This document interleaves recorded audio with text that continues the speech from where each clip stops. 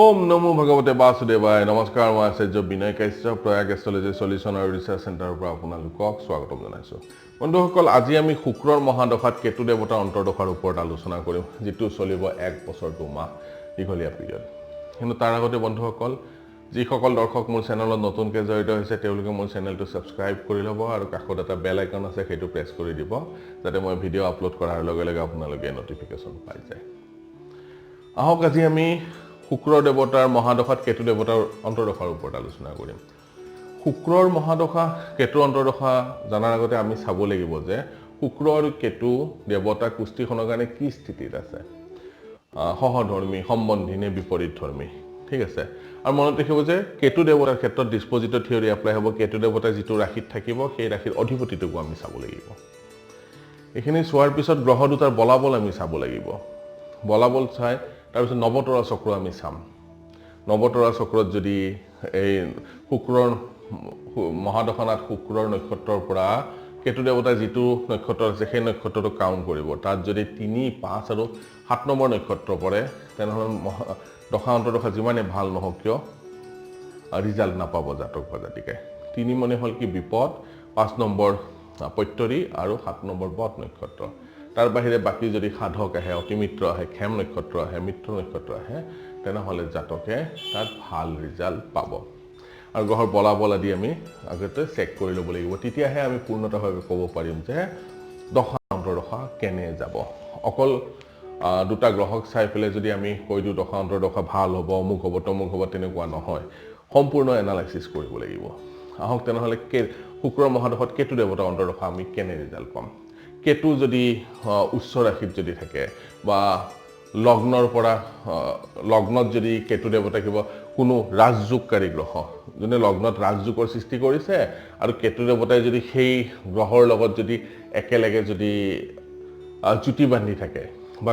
দৃষ্টি সম্পৰ্ক থাকে যিকোনো সম্বন্ধ যদি থাকে তেনেহ'লে অন্তৰ্দশা পিৰিয়ডৰ প্ৰথম ভাগটোত কি হ'ব জাতকে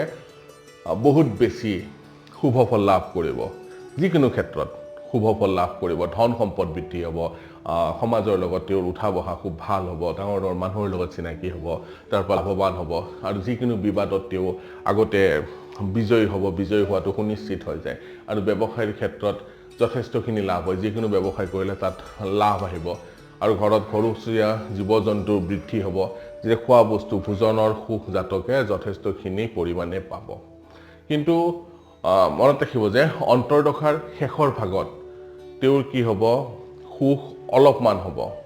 যিমানখিনি সুখ পাব লাগিছিল সেই সুখখিনি নাপায় কাৰণ কিয় কেতু দেৱতা যিহেতু পাপী গ্ৰহ সেই সুখৰ পৰিমাণটো হ্ৰাস কৰি দিব আৰু মাজে মাজে তেওঁৰ বেমাৰ হোৱা যেন প্ৰতীত হ'ব তেওঁ বেমাৰত ভুগি আছে তেনেকুৱা ধৰণৰ লাগিব কিন্তু তেওঁ বেমাৰ আজাৰৰ পৰা আৰোগ্যও লাভ কৰিবলৈ সক্ষম হ'ব ইজিলি ৰিকভাৰী হৈ যাব আৰু দশানাত শুক্ৰ দেৱতাৰ পৰা যদি কেতু দেৱতা যদি 6th হাউচত যদি থাকে 8th হাউচত যদি থাকে বা 12th হাউচত যদি থাকে আৰু পাপী গ্ৰহৰ লগত যদি কোনো দৃষ্টি থাকে জ্যোতি থাকে বা কোনো সম্বন্ধ যদি থাকে তেনেহ'লে অন্তৰ্দশা পিৰিয়ডত তেনে জাতক বা জাতিকাৰ ঘৰত চুৰি হোৱাৰ ভয় থাকে ঠিক আছে ডকাইতি হোৱাৰ ভয় থাকে তাৰ পৰা ক্ষতি হোৱাৰ ভয় থাকে জাতকৰ বুদ্ধি নাশ হয় কিবা এটা ডিচিশ্যন ল'ব যায় সেই ডিচিশ্যনটো উল্টা হৈ যায় শুদ্ধ ডিচিশ্যন বা শুদ্ধভাৱে তেওঁ বুদ্ধি এপ্লাই কৰিব নোৱাৰা হৈ যায় সেইখিনি অন্তৰ্দশা পিৰিয়ডত আৰু সাধাৰণতে দেখা পোৱা যায় যে ল'ৰা ছোৱালী বা স্ত্ৰী পুত্ৰৰ পৰা জাতক বা জাতিকাৰ যথেষ্টখিনি বিৰোধ ভাৱ আহি যায় তেওঁলোকৰ নিজৰ স্ত্ৰী পুত্ৰ ল'ৰা ছোৱালীৰ পৰা আৰু জাতকৰ অৰ্থহানি হয় টকা পইচা হানি হোৱা দেখা পোৱা যায় অন্তৰ্দশা পিৰিয়ডত তেওঁ যিটো কাম কৰি থাকে সেই কামৰো নাশ হয় কাজিয়া পেচালত লিপ্ত হ'বলগীয়া হয় তেনে জাতক বা জাতিকাৰ তেওঁৰ মাথাত খুব ধৰণৰ পীড়া ষ্টাৰ্ট হৈ যায় আৰু কিছু বেমাৰৰ যেনেকুৱা বেমাৰ সাধাৰণতে অলপ দীঘলীয়া হয় তেনেকুৱা বেমাৰৰ আশংকা থাকে আৰু কেতু দেৱতা যদি লগ্নৰ পৰা যদি দ্বিতীয় ভাৱত বা সপ্তম ভাৱত যদি থাকে তেনেহ'লে অন্তৰ্দশা পিৰিয়ডত তেনে জাতক বা জাতিকাৰ খুব বেছি লাগাতকৈ বেছি শাৰীৰিক কষ্ট হয় দেহৰ কষ্টৰ কাৰণে জাতকে যথেষ্টখিনি ফ্ৰাষ্ট্ৰেশ্যনত ভুগিবলগীয়া হয় এয়া আছিল শুক্ৰৰ মহাদশাত কেতুৰ অন্তৰ্দশাত আমি কেনেকুৱা ধৰণৰ ৰিজাল্ট আশা কৰিব পাৰোঁ 1 বছৰ 2 মাহ বহুত দীঘলীয়া সময় হয় অলপমান তাতে আমি যদি ভালকৈ চালি জাৰি নাচাওঁ তেনেহ'লে জাতকে এই 14 মাহ সময় প্ৰব্লেমত পাব পাৰে সেইকাৰণে মনত ৰাখিব যে দশানাথ আৰু অন্তৰ্দশানাথৰ মাজত সম্বন্ধবিলাক চাব লাগিব গ্ৰহবিলাকৰ বলি অৱস্থাত চাব লাগিব যদি কাৰক গ্ৰহ হয় বলি অৱস্থাত থাকে জাতকে তাৰ পৰা যথেষ্টখিনি লাভৱান হ'ব যদি মাৰক গ্ৰহ হয় বলি অৱস্থাত থাকে জাতকে বহুত বেছি কষ্ট পাব আৰু যদি মাৰক গ্ৰহ হয় নিৰ্বলি অৱস্থাত থাকে জাতকে যিমানখিনি কষ্ট ভোগ কৰিবলগীয়া আছিল সিমানখিনি কষ্ট ভোগ নকৰে আৰু এই সৰু সৰু ৰিমেডি কিছুমান কৰি ল'ব পাৰে দান দক্ষিণা বা গ্ৰহ যদি কাৰক গ্ৰহ যদি বলহীন অৱস্থাত আছে আঙুঠিৰ মাধ্যমেৰে হওক পূজা পাতলৰ মাধ্যমেৰে হওক মন্ত্ৰ উচ্চাৰণৰ মাধ্যমেৰে হওক সেই গ্ৰহটোক বল দি জাতকে যথেষ্টখিনি এডভান্টেজ ল'ব পাৰে বা মাৰক অৱস্থাত যদি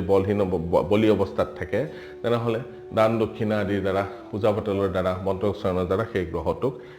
বল কমাব পাৰে যাতে জাতকে সেই দশা অন্তৰ্দশা পিৰিয়ডত খুব বেছি ভাল ৰিজাল্ট পায় মোৰ ভিডিঅ' যদি চাই ভাল লাগে তেনেহ'লে লাইক কৰিব শ্বেয়াৰ কৰিব আৰু ছাবস্ক্ৰাইব কৰিব নাপাহৰিব ধন্যবাদ